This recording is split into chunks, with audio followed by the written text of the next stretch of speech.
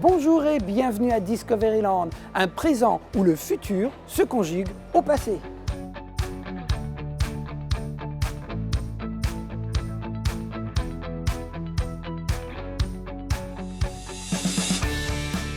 Quand Disneyland ouvre en Californie en 1955, il se compose de 5 landes. Les 5 landes que l'on retrouve ici à Disneyland Paris, sauf pour un qui s'appelle Tomorrowland, le land de demain. À Disneyland Paris, nous n'avons pas de Tomorrowland, mais un Discoveryland, un land unique avec un thème qui se compose de différentes visions du futur vues par des visionnaires du passé. C'est ce qu'on appelle des rétro-futurs. On en trouve de magnifiques exemples à Discovery Arcade. Voici comment les visionnaires du début du XXe siècle imaginaient le futur. Avec le passage du temps, leur futur est devenu notre passé et leurs visions sont devenues des rétro-futurs. J'aimerais d'ailleurs vous présenter le rétro-futur de notre Discoveryland, Discovery Bay, tel qu'il a été imaginé en 1974. On y retrouve le Nautilus, le dirigeable Hyperion et le train à vapeur, mais aménagés et mis en scène de façon différente. Donc, par rapport à ce qui a été construit plus de 20 ans plus tard, ce dessin est un rétro-futur, une vision de ce qui aurait pu être, mais finalement a été construit différemment.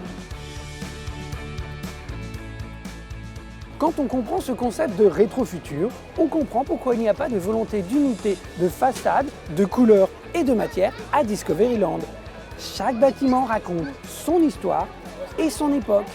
Quand on sait quel visionnaire est derrière quel bâtiment, on comprend son architecture. Cette sphère à l'entrée du land est un hommage aux scientifiques et aux marins de l'Antiquité. Ils avaient appris à voyager sans se perdre grâce au mouvement apparent des étoiles dans le ciel.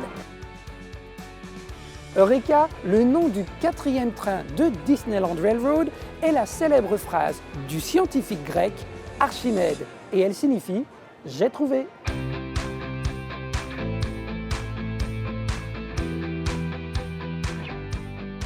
Un hommage est rendu à l'Italie et à la Renaissance avec Léonard de Vinci qui est le visionnaire derrière Orbitron. Cette plaque en italien explique que le Soleil ne bouge pas car ce sont les planètes qui tournent autour. La structure de l'attraction montre donc le Soleil avec ses rayons et les planètes qui tournent autour. À l'extérieur se trouvent 12 fusées qui représentent des amas d'étoiles qu'on appelle les constellations et c'est le symbole du zodiaque que l'on retrouve sur leur queue. Ce qui explique pourquoi la boutique à l'entrée du land s'appelle justement Constellation.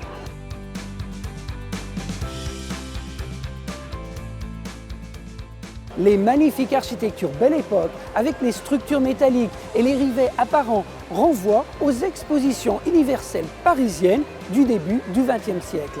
C'est le cadre idéal pour les romans de Jules Verne. De la Terre à la Lune avec le canon Columbiad pour Space Mountain et 20 000 lieues sous les mers avec le Nautilus du Capitaine Nemo. Saviez-vous que le légendaire sous-marin tire son nom d'un mollusque marin qu'on appelle le nautile? La forme si caractéristique de sa coquille sert d'ailleurs d'inspiration pour le sol à l'entrée de Discoveryland. Contrairement à ce que beaucoup de personnes croient, le dirigeable Hyperion n'est pas inspiré directement d'un livre de Jules Verne. Il provient d'un film des studios Disney de 1974, L'île sur le toit du monde.